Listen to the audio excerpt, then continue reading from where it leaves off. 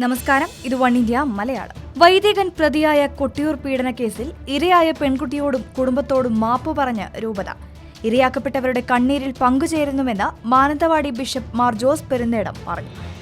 അജഗണം സൂക്ഷിപ്പുകാരന്റെ തന്നെ അതിക്രമത്തിനിരയായത് ഉൾക്കൊള്ളാനാകില്ലെന്നും കൊട്ടിയൂർ ഇടവകയ്ക്ക് അയച്ച കത്തിൽ മാനന്തവാടി ബിഷപ്പ് പറഞ്ഞു.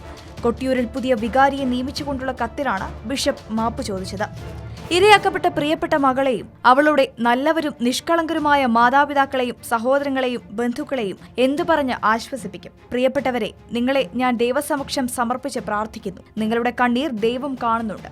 ആ കണ്ണീരിനോടുകൂടി എന്റെയും ഞാൻ ചേർക്കുന്നു. നിങ്ങളോട് ഒന്നേ പറയാനുള്ളൂ, മാപ്പ്. ഒരിക്കലും നികത്താൻ പറ്റാത്ത നഷ്ടത്തിലും വിശ്വാസ ജീവിതത്തിൽ അടിയുറച്ചു നിൽക്കുന്ന നിങ്ങളെ ഞാൻ അഭിനന്ദിക്കുന്നു. ദൈവം നിങ്ങളെ സമൃദ്ധമായി അനുഗ്രഹിക്കും. കഠിനമായ ഈ പ്രതിസന്ധി അതിജീവിക്കാൻ നിങ്ങൾക്ക് ശക്തി ലഭിക്കട്ടെ എന്നും കത്തിൽ ബിഷപ്പ് വ്യക്തമാക്കുന്നു.